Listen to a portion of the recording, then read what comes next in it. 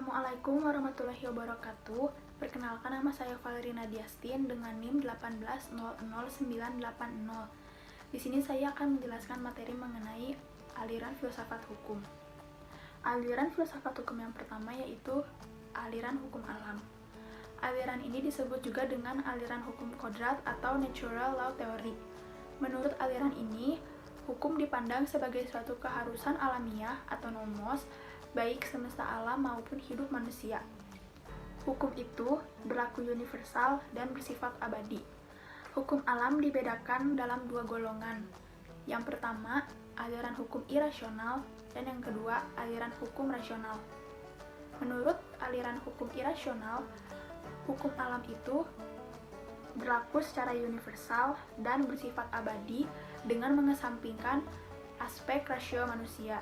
Tokoh dari aliran hukum irasional ini sendiri adalah Thomas Aquinas. Sedangkan menurut aliran hukum alam rasional, hukum itu berlaku universal dan bersifat abadi dengan menekankan terhadap rasio manusia. Tokoh dari aliran hukum alam rasional ini sendiri adalah Hugo de Groot. Selanjutnya ada aliran hukum positif. Aliran ini berpandangan bahwa hukum identik dengan undang-undang, yaitu aturan yang berlaku. Satu-satunya sumber hukum adalah undang-undang. Menurut aliran ini, hukum itu merupakan perintah penguasa dan kehendak dari negara. Sumber pemikirannya adalah logika, yang dimana logika itu suatu cara berpikir manusia yang didasarkan pada teori-teori yang kemungkinan menuju kepada arah kebenaran. Selanjutnya, aliran utilitarianisme. Aliran ini adalah aliran yang meletakkan kemanfaatan sebagai tujuan hukum. Kemanfaatan di sini diartikan sebagai kebahagiaan atau happiness. Jadi, baik buruk atau adil tidaknya suatu hukum bergantung kepada apakah hukum itu memberikan kebahagiaan kepada manusia atau tidak. Tujuan dalam aliran ini yaitu untuk memberikan kemanfaatan dan kebahagiaan yang sebanyak-banyaknya kepada masyarakat. Tokoh dalam aliran ini sendiri antara lain ada Jeremy Bentham, John Stuart Mill, dan Rudolf von Jhering. Bismillahirrahmanirrahim. Assalamualaikum warahmatullahi wabarakatuh.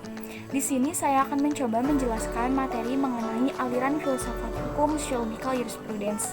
Nah, Sociological Jurisprudence ini merupakan salah satu aliran dalam filsafat hukum yang mencoba memahami hakikat terdalam dari hukum. Jadi, Sociological Jurisprudence ini memahami hukum sampai ke akar-akarnya, seperti itu. Nah, kemudian Sociological Jurisprudence ini merupakan salah satu mazhab dalam filsafat hukum yang melihat adanya suatu hubungan timbal balik antara masyarakat dengan hukum yang berlaku dalam masyarakat tersebut. Kemudian, Pound telah memaparkan beberapa tugas-tugas dari sosiologi hukum. Di antaranya, yang pertama adalah menelaah akibat-akibat sosial yang aktual dari lembaga-lembaga hukum dan doktrin-doktrin hukum.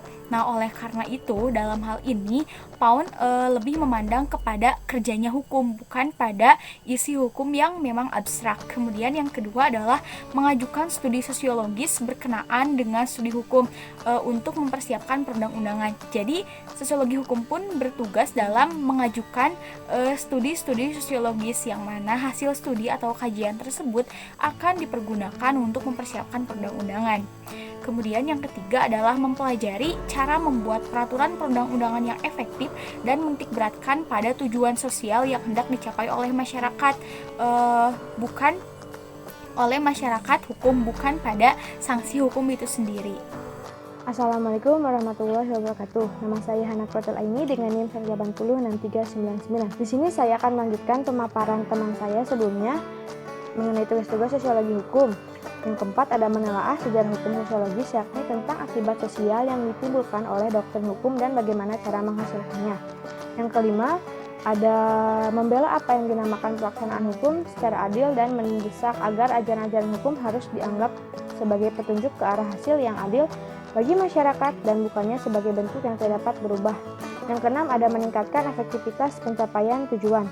Yang tersebut di atas agar usaha untuk mencapai maksud serta tujuan hukum lebih efektif. Kemudian Menurut Roscoe Pound adalah salah satu ahli hukum yang beraliran Sociological Jurisprudence yang lebih mengarahkan perhatiannya pada kenyataan hukum daripada kedudukan dan fungsi hukum dalam masyarakat. Kenyataan hukum pada dasarnya adalah kemauan publik. Jadi tidak sekedar hukum dan pengertian law in book atau hukum tertulis.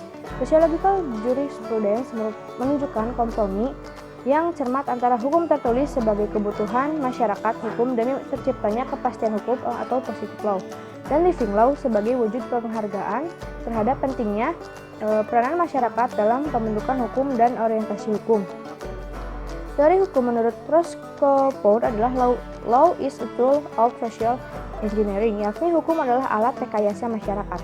Sama seperti apa yang dikatakan oleh Mokhtar Kusumaatmadja, hukum adalah keseluruhan asas-asas dan kaedah-kaedah yang mengatur masyarakat, termasuk di dalamnya lembaga dan proses untuk mewujudkan hukum itu ke dalam kenyataan.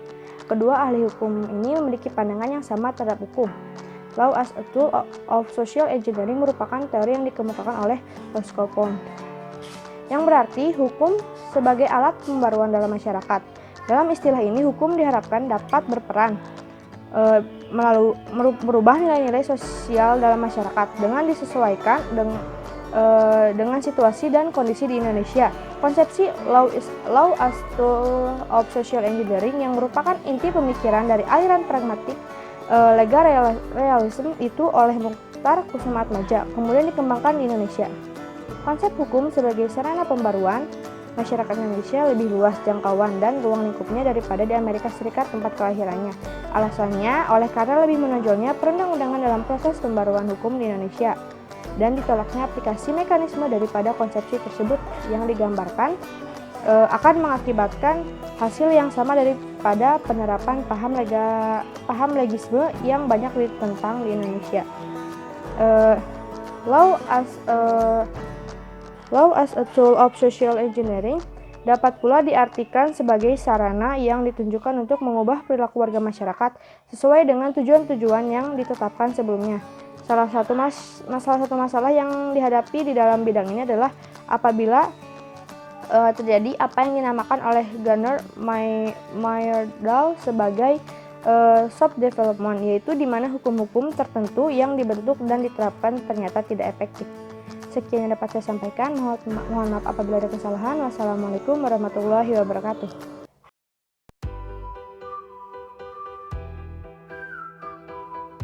Assalamualaikum warahmatullahi wabarakatuh.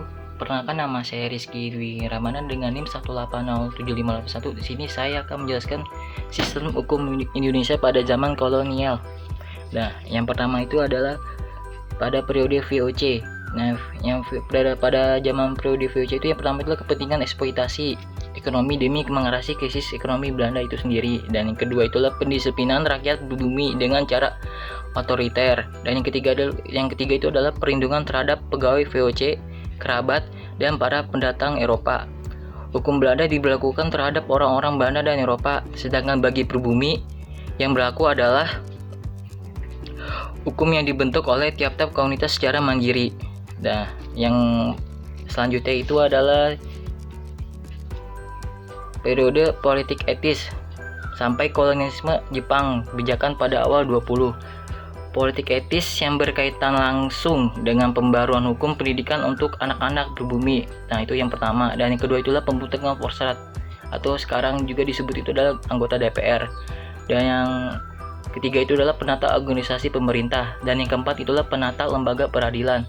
Dan yang kelima itulah pembentukan peraturan perundang-undangan yang berorientasi pada kapasitas hukum dan hingga tentunya kekuasaan kolonial.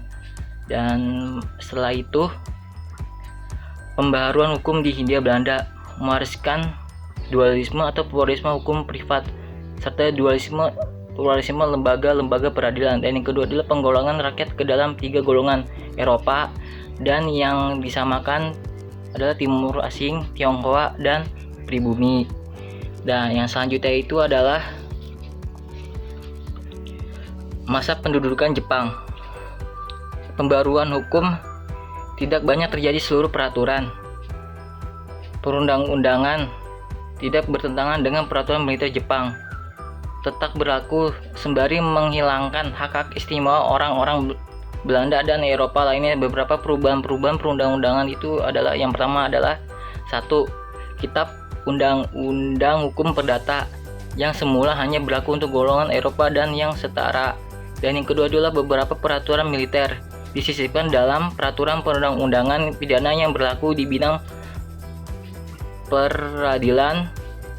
Dan pembaruan yang dilakukan adalah pada masa Jepang itu adalah, yang pertama itulah penghapusan dualisme atau pluralisme tata peradilan. Yang kedua itu adalah unifikasi kejaksaan. Dan yang ketiga adalah penghapusan pembedaan polisi kota dan pedesaan. Yang keempat itu adalah pembentukan lembaga pendidikan hukum.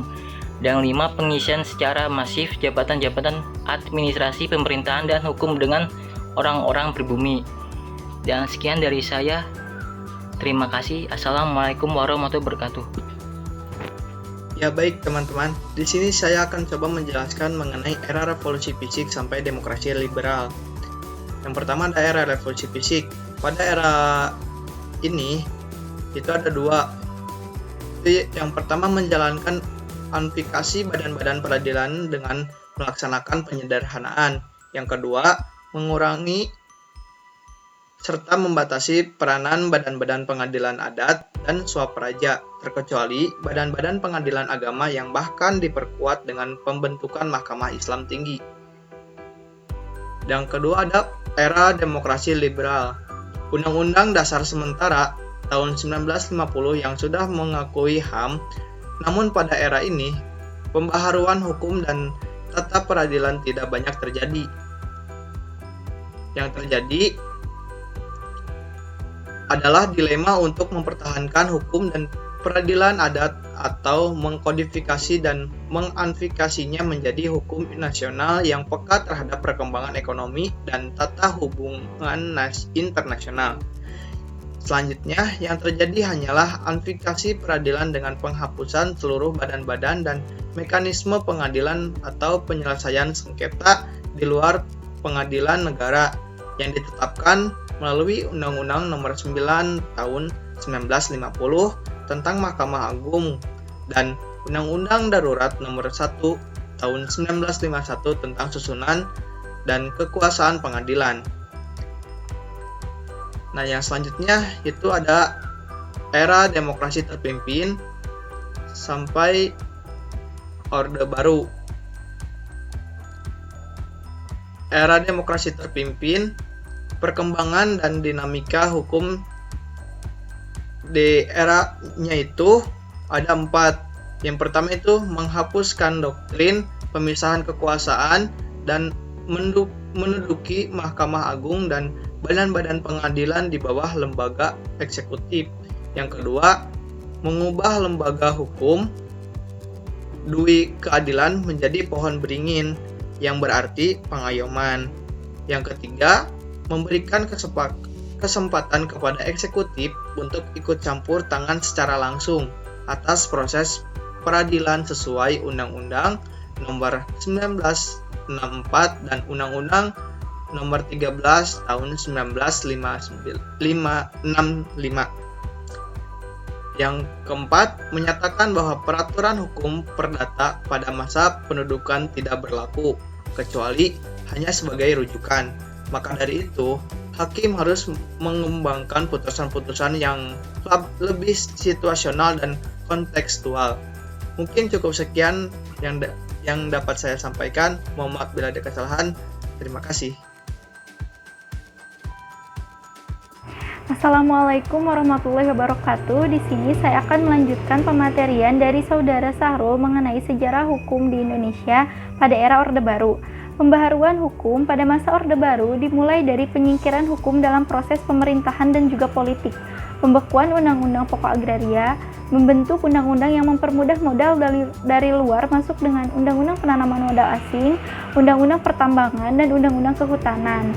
Selain itu, Orde Baru juga melancarkan pelemahan lembaga hukum di bawah kekuasaan eksekutif, pengendalian sistem pendidikan, dan pembatasan pemikiran kritis, termasuk dalam pemikiran hukum. Jadi, kesimpulannya, pada masa era Orde Baru ini tidak terjadi perkembangan positif hukum nasional. Selanjutnya, periode pasca Orde Baru tahun 1998 sampai dengan sekarang. Nah, semenjak kekuasaan eksekutif beralih ke Presiden Habibie sampai dengan sekarang sudah dilakukan 4 kali amandemen terhadap Undang-Undang Dasar Republik Indonesia tahun 1945.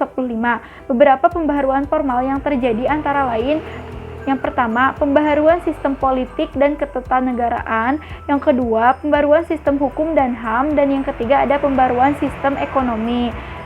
Sekian dari saya, terima kasih.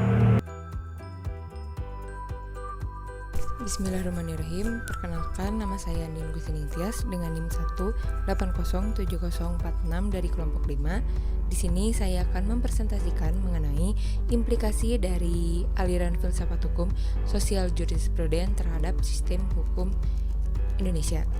Nah, sesuai dengan yang diamanahi oleh pasal 1 ayat 3 Undang-Undang Dasar Negara Republik Indonesia tahun 1945 yang berbunyi, negara Indonesia adalah negara hukum. Tentu Indonesia mengalami perjalanan yang panjang untuk mencapai sistem hukum yang hakiki. Sejarah mencatat bahwa Belanda sebagai salah satu negara yang pernah menjajah Indonesia memberikan beberapa pengaruh dan akibat kepada Indonesia terkait sistem hukum yang ada di Indonesia.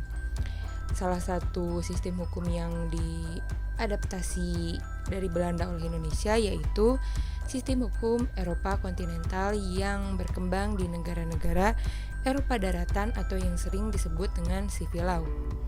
Pada umumnya, sistem hukum ini merupakan sistem hukum yang berdasarkan atas peraturan-peraturan dari kumpulan-kumpulan berbagai kaidah hukum yang ada sebelum zaman Justianus atau yang umum dikenal dengan Corpus Juris Civilis.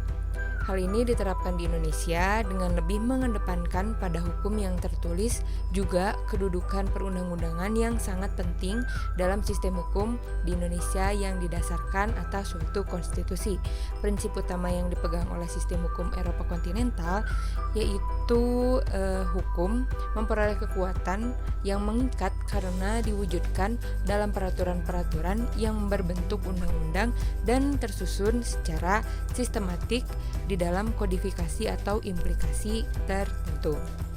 Dalam perjalanan mencapai sistem hukum yang hakiki ini, tentu ada beberapa gesekan-gesekan antar satu dan lain sistem hukum di Indonesia. Jadi nggak cuma Eropa kontinental aja, tapi ada beberapa juga di Indonesia gitu ya, yang tumbuh dan berkembang dengan seiringnya berkembangnya zaman. Hal ini terjadi karena adanya beberapa sumbangan dari pemikiran atau para filsuf terhadap sistem hukum yang sedang berjalan di Indonesia, sehingga sistem hukum yang ada di Indonesia saat ini terlihat mengalami beberapa perkembangan dan kemajuan karena adanya hasil pemikiran dari para filsuf tersebut. Beberapa perubahan tersebut tentu diharapkan dapat mengubah suatu kondisi yang tadinya tidak baik menjadi baik atau yang tadinya baik menjadi sangat baik. Salah satu aliran dalam filsafat hukum yang sangat menekankan pada suatu konsep bagaimana hukum itu akan tumbuh dan berkembang jika hukum sendiri dapat memperhatikan pola hukum yang hidup juga berkembang di dalam masyarakat, baik tertulis maupun tidak tertulis, yang dinamakan dengan aliran sosial jurisprudence. Nah, aliran yang dipelopori oleh Eugen Ehrlich ini memiliki beberapa konsep yang lebih menekankan pada pola pemikiran hukum harus sesuai dengan masyarakat. Implikasi yang dapat terasa di Indonesia yaitu dengan adanya hukum adat. Seperti contoh di Provinsi Aceh pada khususnya adalah hukum yang harus sesuai dengan nilai-nilai yang hidup dalam masyarakat. Oleh karena itu, agar hukum adat dapat efektif berlaku dalam masyarakat, maka dalam pembentukan undang-undang dan kanun di Aceh, wakil rakyat yang duduk sebagai lembaga legislatif harus mampu menggali dan wajib menampung kesadaran hukum yang hidup dalam masyarakat.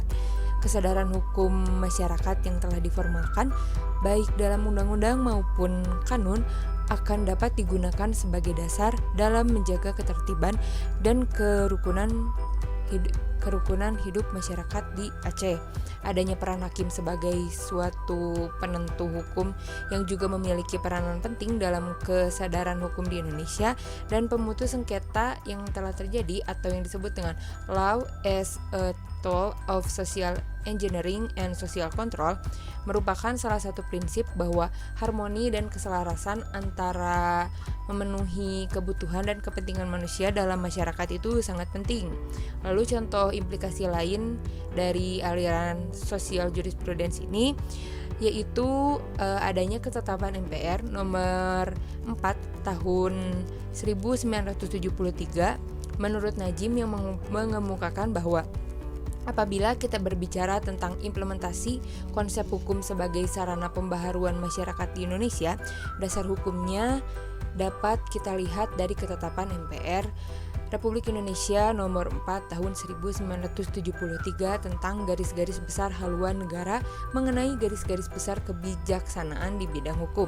Hal ini membuktikan bahwa pembangunan hukum di Indonesia dipengaruhi oleh berbagai aliran, namun konsepsi hukum sebagai sarana pembaruan masyarakat yang dikembangkan oleh Mohtar Kusumatmadja di Indonesia ini tidak dikembangkan lebih lanjut di Indonesia. Karena hal ini terjadi adanya suatu konsepsi hukum yang kecenderungan menyimpang dari jiwa dan semangatnya, sehingga akan menghasilkan produk hukum yang menjadi alat bagi penguasa untuk memupuk kekuasaan dari format politik yang berlaku terutama pada zaman Orde Baru. Mungkin cukup sekian yang dapat saya sampaikan. Semoga dapat membantu. Wassalamualaikum warahmatullahi wabarakatuh.